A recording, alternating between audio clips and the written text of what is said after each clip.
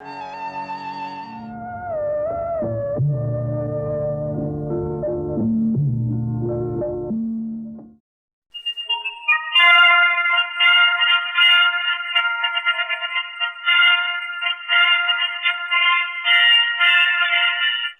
December the 3rd, 1971, a little before 6 in the evening, Pakistan launched a full-scale war on India. Their planes bombed Indian airfields over a wide area on the Western Front, and the Pakistan Army started shelling many points along the western border. The first thrust was into Cham in the Jammu sector. Lieutenant General Harbakh Singh, who was the Indian Army's General Officer Commanding-in-Chief on the Western Front in 1965, when Pakistan had similarly launched an offensive, explains the significance of the Battle of Cham.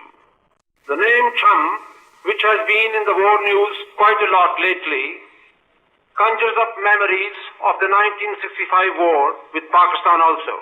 It was here in J&K that Pakistan had launched a massive surprise attack against our defenses along the ceasefire line and the international border between the districts of Jammu and Sialkot, and thereby started a regular war with India. The word Cham refers to a strip of land about 5 miles wide lying between the Munawwar Wali Tabi and the ceasefire line, and Cham is a small village on the west bank of the Tabi. In 1965, Pakistan had driven a deep wedge across this strip and over the Tabi to reach within 5 miles of the very vital bridge of Akhnur. And after ceasefire, they used this occupied territory as a barter for regaining lost ground in J&K in the areas of Haji Pir Balj, Tichwal and Kargil. This time also, they have tried to gain as much ground in this sector as they could by launching strong and repeated attacks against our defenses in the area. Cham is important to Pakistan for another reason also. Our presence there, west of the Tabi, was a constant threat to their strategically very vital headworks on the Chenab at Marala. This could be another reason for their capturing the Cham area at all cost. Fierce fighting ensued. The Indian Army not only fought a holding action, but replied by making counter-thrusts across the border.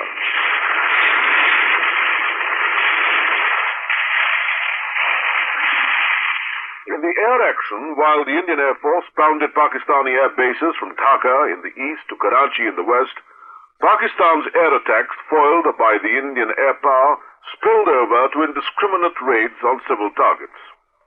For instance, their marauding Mirages were destroyed in the sky, and 2 starfighters were brought down crashing over Amritsar Civil Aerodrome.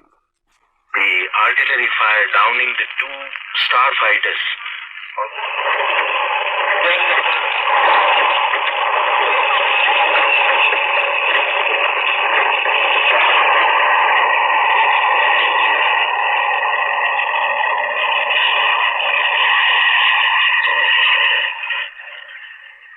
In the eastern sector, Pakistan, engaged in a fierce assault on freedom fighters in Bangladesh, had in fact carried the attack on Indian territory much earlier.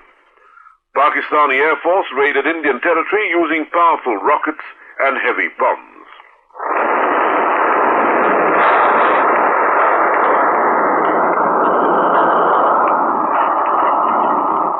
We have the voice of the leader of the Indian Air Force formation, which engaged Pakistani sabers when they intruded into Indian airspace.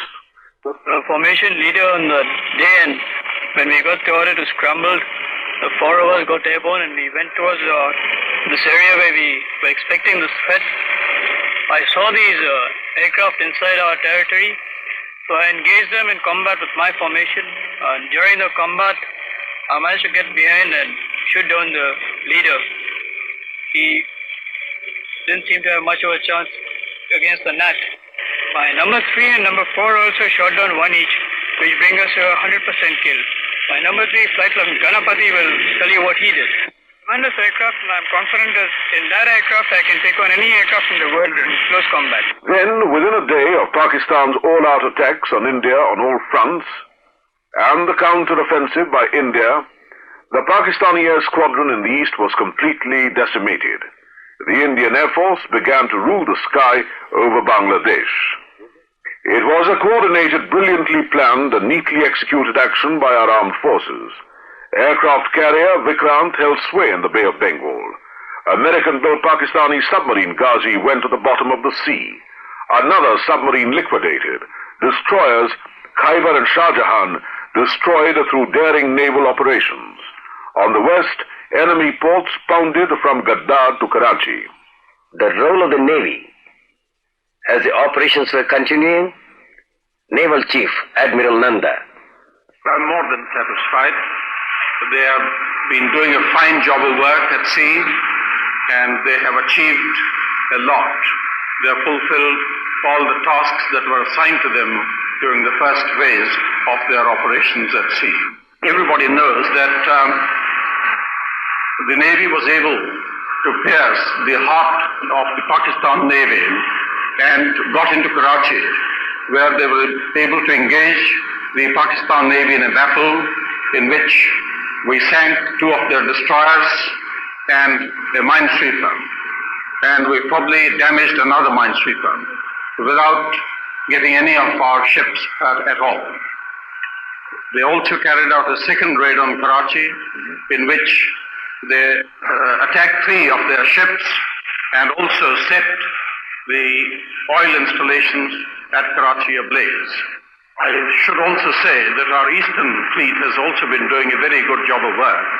They have managed to sink the Pakistan submarine Ghazi, which is the pride of the Pakistan Navy. They've also been keeping up tremendous pressure on all these Pakistani ports and have stopped anything going into East Pakistan. Indian forces, in concert with the Mukti Bahini of Bangladesh, advanced on all fronts in the eastern sector. On the 7th of December, in swift and simultaneous moves, Indian troops liberated the prized garrison centers of Josho and Sylhet and were closing in on the remaining Pakistani army strongholds of Dhaka and Kumilla. As the combined forces were advancing towards the most heavily fortified Josho cantonment, Major General Jacob, Chief of Staff, Eastern Command. Today our troops are on Jesso airfield. We've broken through the minefields and operations are in progress to clear Jesso. Meanwhile, another force is advancing cross-country using tracks and is approached within about 3,000 yards of Janida. Now we go further north. In the hilly area, fighting is still going around hilly, a well-entrenched area surrounded by minefields and wire.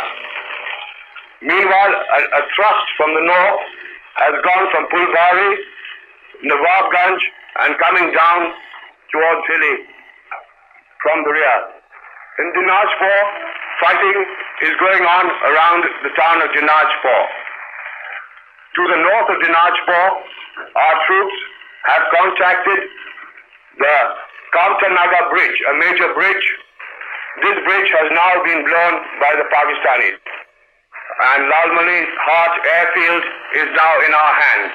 Meanwhile, heavy fighting was in progress on the western front.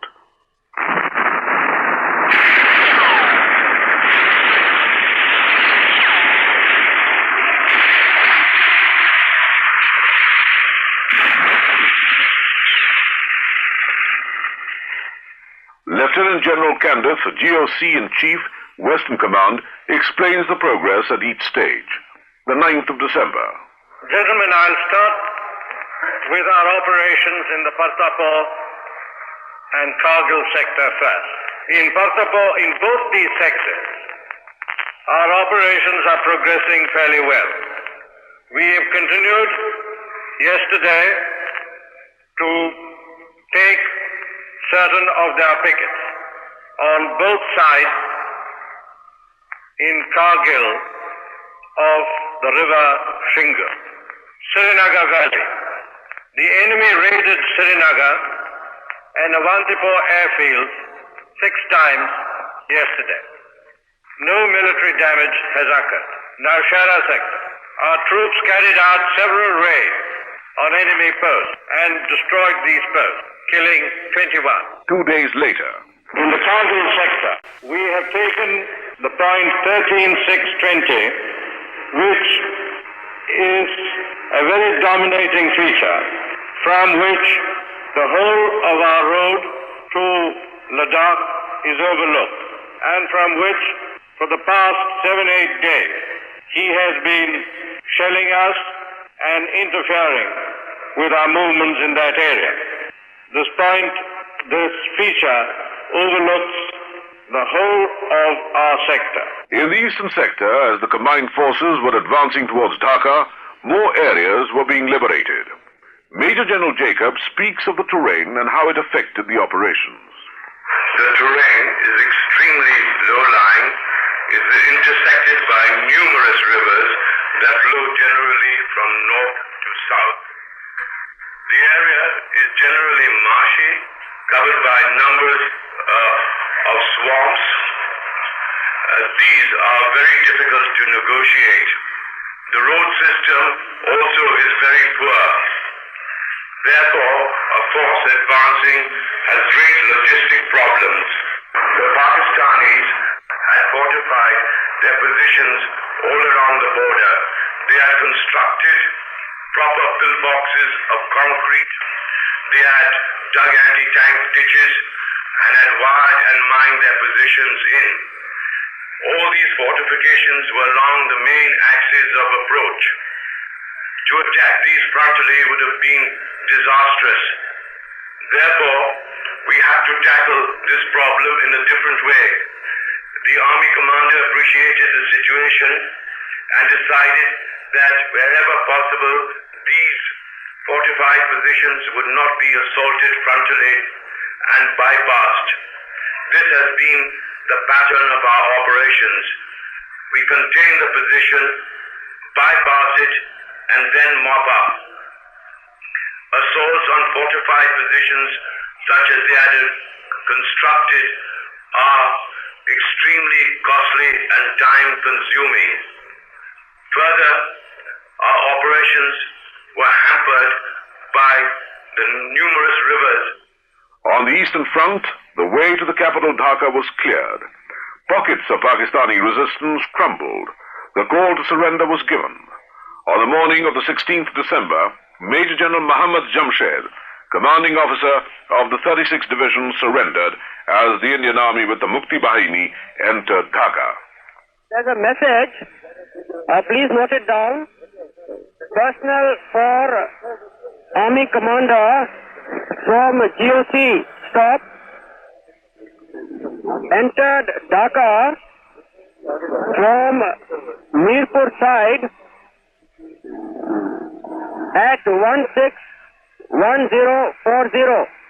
Major General Muhammad Jamshed, GOC 36th Division, surrendered. With complete sway thus achieved in the eastern sector, India unilaterally offered to cease fire on the western front, and Pakistan accepted the offer. The Corps Commander in Jammu and Kashmir, Lieutenant General Sartaj Singh, summed up the situation. From 15 to 20 raids carried on the enemy positions on the other side of the line. Every day, concrete gains made by our forces included 31 posts captured from Pakistani army so far. These included a post at a height of 12,000 feet. After recent gains made by our troops recently in the Lipa Valley, operations are going on according to plan. And when the guns finally fell silent, General Candid. We had captured certain amount of territory in Kargil, in the Lipa Valley in Kashmir, in the Pool sector, and in the Shakagat field. Further, we had taken the salient that he had south of the river in Dera Baba Nanak and eliminated the Sedra enclave of his north of the river Sutlej. We, on the other hand, had to move back to the line to the east bank of the river Munawar Tawe in Cham, and he was also able to push us off the west bank in Husainiwala. Lastly, he made a certain amount of gains in the Fazulka sector. But taken all in all, we have gained far more territory than Pakistan has. The Battle of Shakargarh adjoining the Sialkot sector. How our armed forces approached the gates of Shakargarh in Pakistani territory. Lieutenant General K.K. Singh, Corps Commander. The scope of operations in the Shakargarh, Zafarbal sector was essentially limited to the elimination of the enemy threat to the Pathankot base and the national highway connecting Pathankot and Jammu. This limited aim was very substantially achieved in that the enemy was pushed back some 12 to 15 miles along the entire front, stretching from Deg Nadi to the Ravi River. And so far as the Shakargarh sector is concerned, troops had made good progress. Some 900 square kilometers of Pak territory had been captured by the time of the ceasefire. Throughout these operations, the Indian Air Force gave us excellent close support and also ensured immunity from enemy air. And Lieutenant General Bavoor, General Officer Commanding in Chief Southern Command, reviews the operations which took the Indian forces farthest into Pakistani territory on the Western Front. Kutch sector. Majority of the troops in this area were Border Security Force battalions.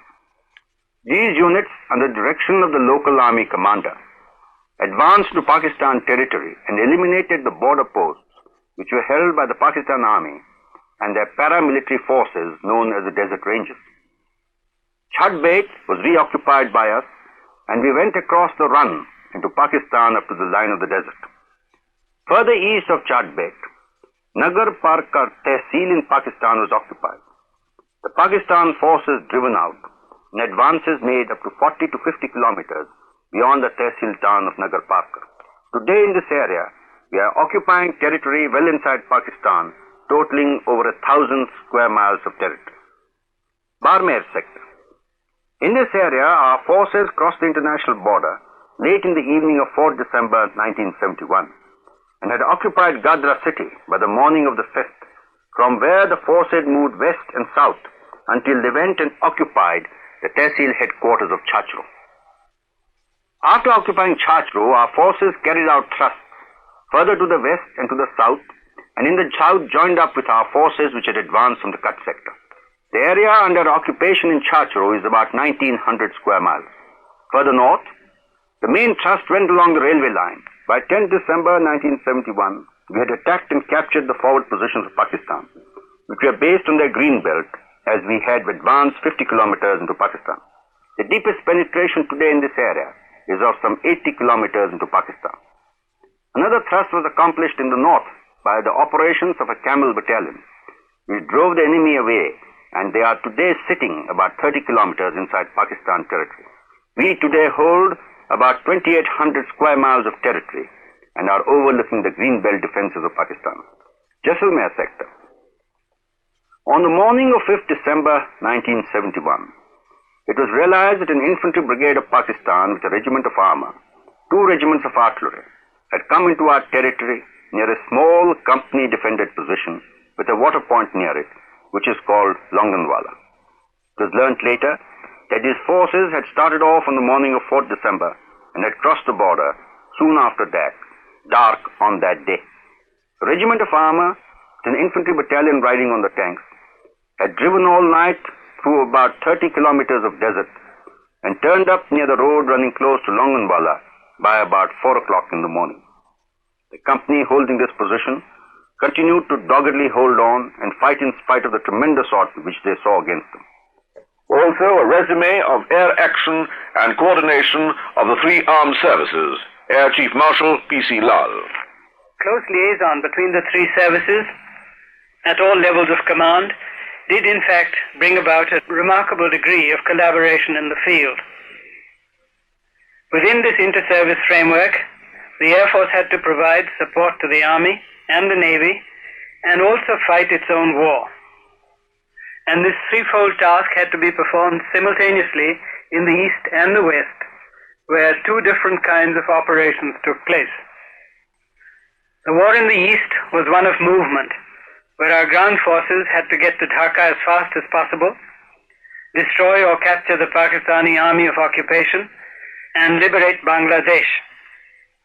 In the western theater, it was largely a holding operation, with enough pressure applied at strategic points to prevent the enemy from taking any far territory. Air support for the Navy consisted largely of maritime reconnaissance in the Bay of Bengal and the Arabian Sea, with patrolling all along our coastline. In the west, our Navy strikes in Karachi were closely coordinated with those of the Air Force. In the east, we established complete air superiority as part of our air war within the first 24 hours. Brigadier Hunt, Deputy Director of the Institute of Strategic Studies, London, assessed the Indian strategy thus. In the east, the Indian military plan was impeccable, to draw the Pakistan forces into the front by guerrilla activity and by military build-up. Then attack as many points as possible, striking for key communications, bypassing the opposition, and splitting the Pakistan army into isolated groups. The West was quite another matter. There, the two sides were evenly matched and much more dependent on fighting qualities and good generalship. 16th December, 4:31 p.m., the surrender at Dhaka's racecourse. The General Officer Commanding-in-Chief, Eastern Command, General Jagjit Singh Arora. And also to see my troops so happy and confident that they've done a good job. Now, how would you describe this scene that you've witnessed? After the way I have been met and welcomed by the people and of Bangladesh, and therefore all my comments are going to be somewhat breathless too. To see them so happy and full of joy because they are free now, I think you have to see it to believe it, and I am certainly greatly touched, and I feel very humble and very grateful to God that myself and my army has been instrumental in bringing about this freedom and joy for Bangladesh. The final ritual was the laying down of the arms by Pakistani occupation forces in Bangladesh. The focal point of the ceremony at Dhaka's golf course. General Sagat Singh. General Jamshed and officers, I know it is hard, but every game has its ethics, and so has warfare. In the ethics of warfare, you have certain rights and obligations. The surrender of arms with the command given by an officer of the occupation forces. Officers, alarm, shut! Hathiyar, bar zameen! Sheikh Alam, piche chal! General Jamshed comes back. He dismisses the Pakistani officers, and their arms are lying in a hollow square. And General Nagra and General Jamshed of the Pakistan Army, they're shaking hands as an act of good faith. In New Delhi, the Prime Minister, Mrs. Indira Gandhi, conveyed the news to Parliament. The West Pakistan forces have unconditionally surrendered.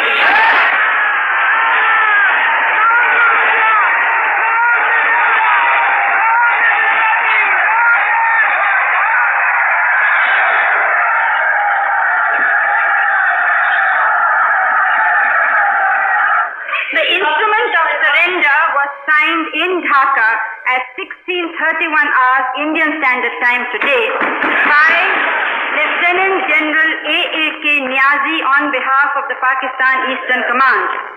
Lieutenant General Jagjit Singh Arora, GOC in command of the Indian and Bangladesh forces in the Eastern Theatre, accepted the surrender. Sir, this House and the entire nation rejoice in this historic event. We hail the people of Bangladesh in their hour of triumph. We hail the brave young men and boys of the Mufti Bahini for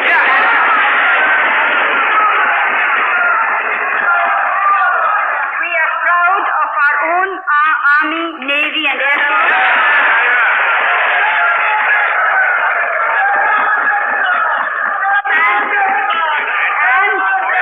And the border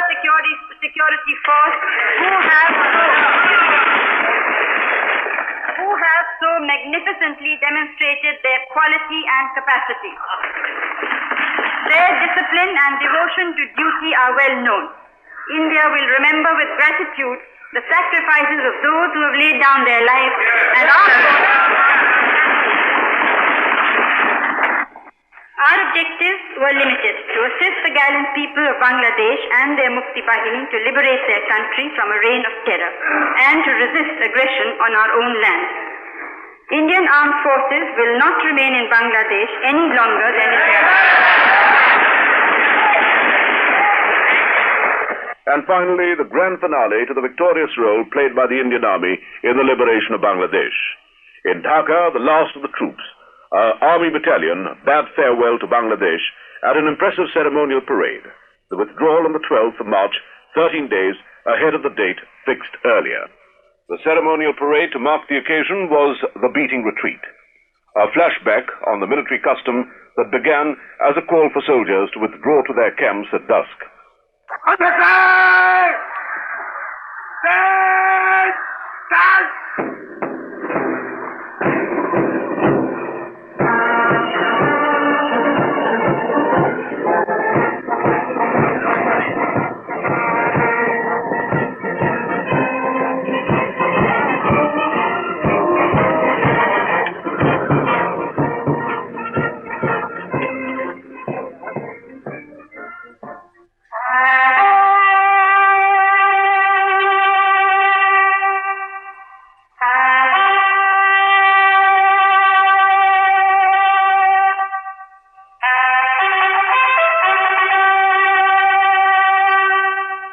And that's the end of this resume, Indo-Pakistan War 1971, Liberation of Bangladesh, compiled and produced by M.K. Dharmaraja, jointly with Madan Mohan Khanna.